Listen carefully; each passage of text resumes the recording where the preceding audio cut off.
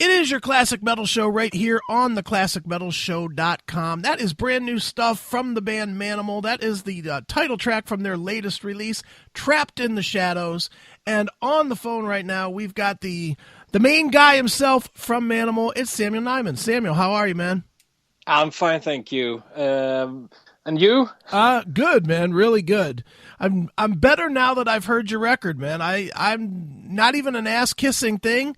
This record just smokes, dude. It's the perfect combination of heavy and progressive and power, and, it's just all that stuff wrapped into one thing without being dominant on any of that. So it's very cool, man.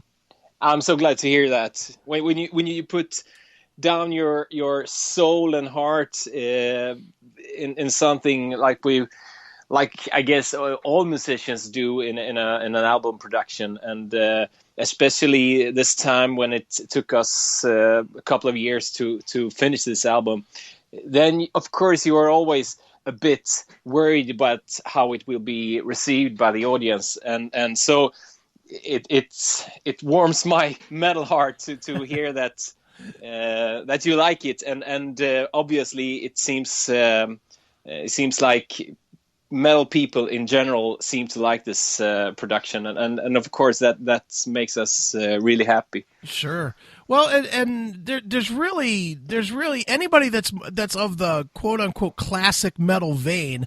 There's no reason for them not to dig this. I mean, the song we just played there, right there, I mean, if that doesn't feel like the appropriate next song to Judas Priest's Painkiller, I don't know what does. It's just, heavy and fast and cool drums and cool vocals. Everything about it is perfect for a metal fan. Yeah, this is actually, that song is what we call our tribute to Priest. We love, all four of us, we love the Painkiller album.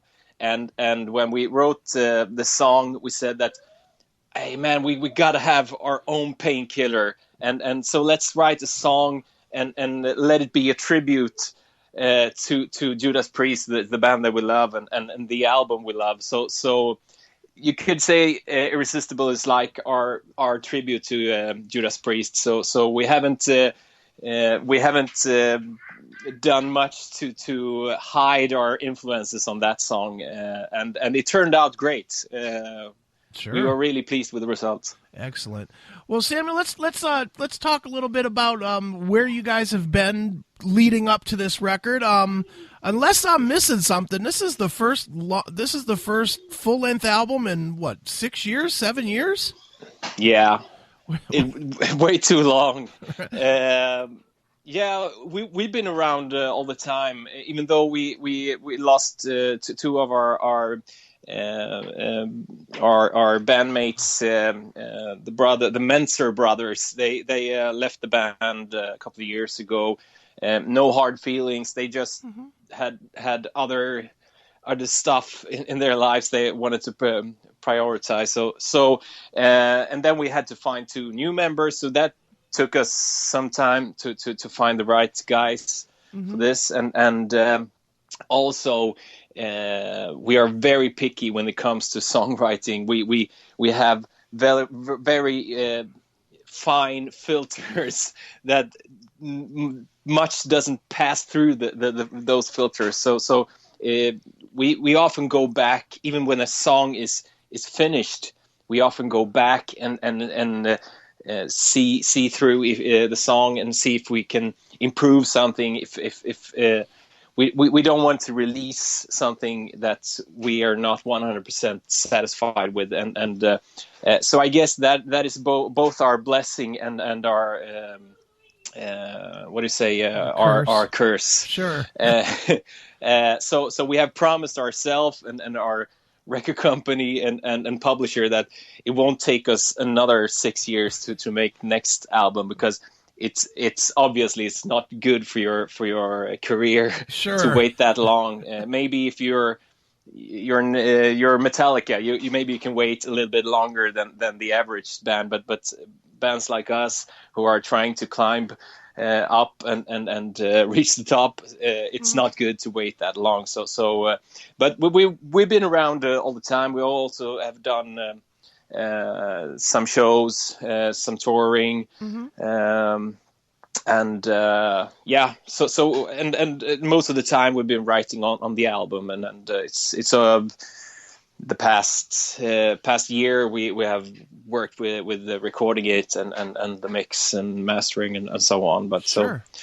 so we haven't been just lying in bed and waiting for the years to go. We have worked hard, but I think it's mainly because of our very picky way of songwriting that takes us so long. But we have to change that. I think without lowering our demands on our own music. I think because we don't want to lower our quality filters. So we have to speed up and at the same time deliver the same quality as we've done so far. So that is our challenge now. Sure. Now, let me go back to what you were saying about changing musicians. I'll just tell you, I am pretty much a failed bad drummer, and I admit it. I was not good. I was not good when I was in a band a million years ago. But because I wasn't good, and because the band I wasn't good in, what the band I was in wasn't good as well, we were just happy to have somebody at every position. Obviously, you guys are at a very different place from that, where even the slightest, when you're a professional band that's making professional music, you are looking, I don't want to say for perfection, but you are looking for the highest quality guys at every position in the band. So how long does it take? Obviously, it took you guys a long time, but what is it that you look for, that separates guys that you tried out that maybe were with you trying out for a month or 2 months or 3 months or whatever from the guys that you actually kept and made part of the band? Well, I have to say it's 50-50. It's 50%, what do you say, 50% music, we say musicality. Okay. The guy has to have the right skills, of course. Sure. But I would say it's the other 50% are more on a personal level. We have to feel like we connect with the guys, because if you're gonna spend maybe hundreds of hours in a tour bus together with them, they have to be nice guys and on the same level as us, and so it's not all about finding the guy who can play the music that we do. It's also find a guy that can play the music and also who is a nice guy to hang out with, and we're gonna spend so much time together, and you become almost like a family. So it has to be the right family members. Sure. So and we tried out some guys, and they were nice guys, but we didn't have the same. We didn't share the same vision of what music we wanted to create, and since me and Henrik, who are the original members left in the band, we are writing the most of the music, and we feel like we have to find guys who share the same vision as us in what good music, good metal music is about. So and we found that in Andre and Kenny. Sure. We're very pleased with them, and hope that they will stick with us forever, because they are not only great musicians, they are also great guys. Excellent. In all ways. Sure. Now let's talk a little bit about the record. The first thing that jumped out to me when I listened to the record was how great the production is. I mean, this is a arena-sized sounding record. Especially the drumming. I mean, all of it is clean, but the drumming is just huge. Who did you work with on it? It sounds almost like a Primal Fear record or something. For comparison. Yeah. We're big fans of Primal Fear, and especially their productions. Sure. So we actually checked who produced those latest albums with the Primal Fear that we love the sound of. Sure. And it turns out to be German guy Achim Köhler, okay. who is he's so great bringing out the what do you say, the bite in the guitar riffs and a big punchy drum sound, and we love that. So we wrote him and asked if he was interested in doing the mix and mastering of this album, and he liked the songs, and he wanted to work with us. And it turned out so well. I think it went beyond our hopes and what we thought that we would achieve in the mix. Sure. And he did a really good job. And just like you said, it turned out to be that punchy sound that we were looking for this album, because it's mainly a riff-based album, and so we got to have guitars that are punchy and cut through the mix, and also, like you say, the drums, they also got to be punchy and heavy. It turned out really well, and the mix makes the songs justice. I think Sure. really. Excellent. Well, listening to the record, I think my favorite track on the record is the tune "Man-Made Devil." That is just such a dark song. Talk a little bit about that one, because that one really, it almost feels a little bit different than most of the rest of the record. Yeah, and I think the main reason for that is that song is the only song that we play in drop C tuning on the guitar and bass. So that laid the foundation of the dark sound of the song, and on top of that, we have this riff that goes over and over again. It's mainly almost one and the same riff through the whole song, not completely, but mainly it's one riff that goes around and around. It almost it almost gets kind of what do you say, psychedelic, right? After a while when you listen to it, and on top of that, we got the lyrics, which are pretty dark, about mental illness and a guy who's not right. Trying to adjust to the he's let down by the society, and they don't have time and room for him to help him, and therefore he goes out doing bad things. Right, definitely. So it turned out really well, the song, and maybe in retrospective, I would maybe not wanted it to sound that dark, but right. it turned out pretty cool that it turned out the dark as it did. Sure. Well, and on top of that one, you have the song "The Journey," which features Udo from Accept and UDO. That had to be, for you as a vocalist, even though obviously you guys share nothing as far as sounding alike. That had to be for a metal fan as well as a musician, that had to be a really great thing for you. No, it is a dream come true. Because Udo has been an idol for us since we were kids and listening to the early Accept albums. So having him on our own album, our own written song is it's a dream come true, and it turned out really well. We thought that we don't want to him to perform on a song that sound like Accept Right. or Udio.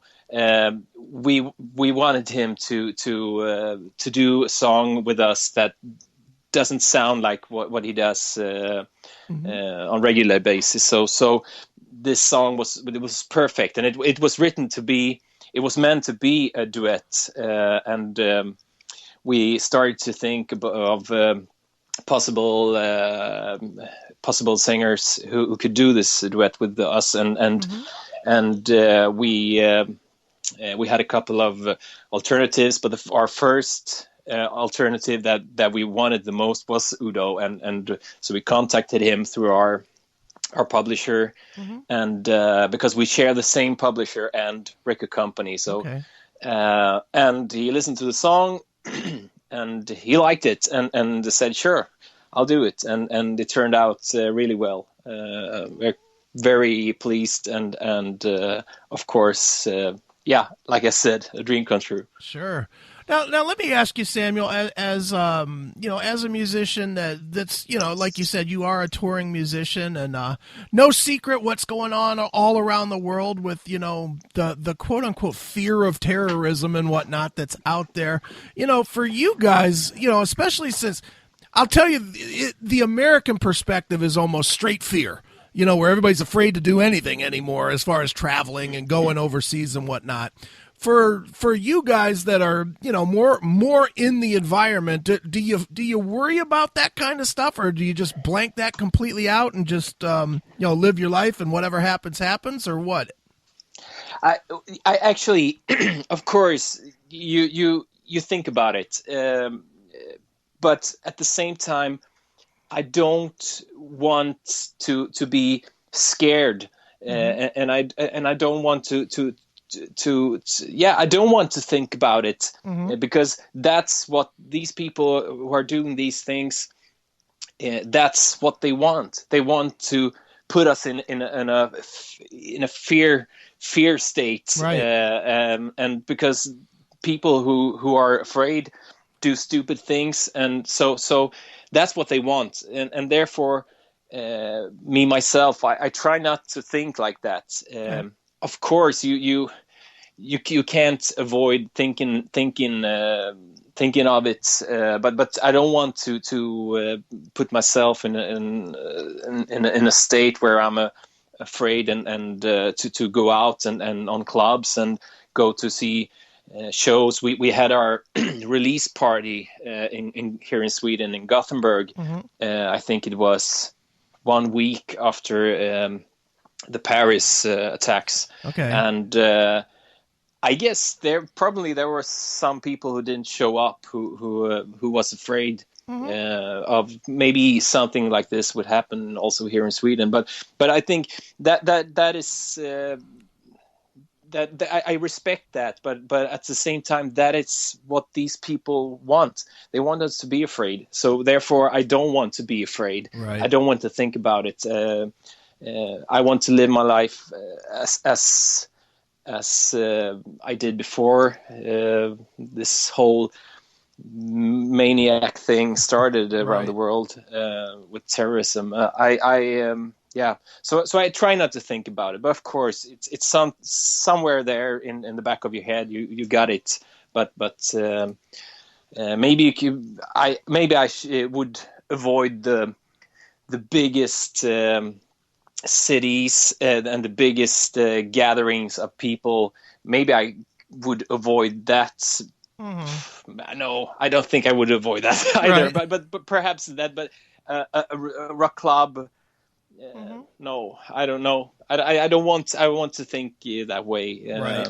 I want to do what I want to do, and I don't want anyone to stop me from that by doing crazy stuff around the world. No. Absolutely, man.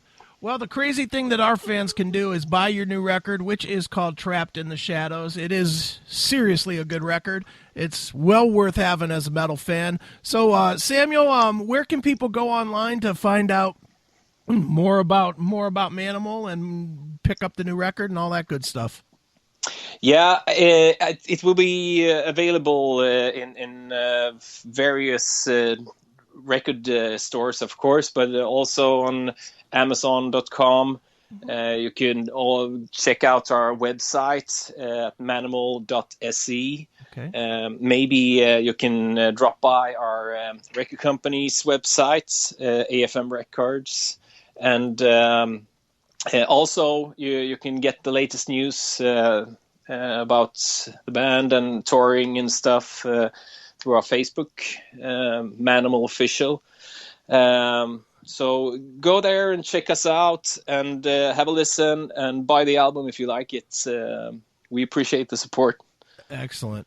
Well, Samuel, has a tradition on the show, we always let the artist pick the closing track from their new record. So what would you like us to wrap this interview up with, and maybe tell us a quick story about the song? Okay. I would say The Dark. Okay. It's one of my favorites of the album. The Dark was based upon a riff that our guitarist Henrik, he wrote this riff I think it was in 2001. We made a demo, and we recorded this song, but we only picked the riff and used it for The Dark. Everything else is down the trash bin. Right. But the riff, it was so good, and we have tried so many years to make something around this riff, to create a song that makes the riff justice. And I think with The Dark, we finally made that. It's a great live song. It has this groove that makes you want to, almost dance. I love the song, and I hope the listeners will receive it, will like it too. All right. Well, let's give them their shot to like it right now. This is Manimal with The Dark right here on your Classic Metal Show.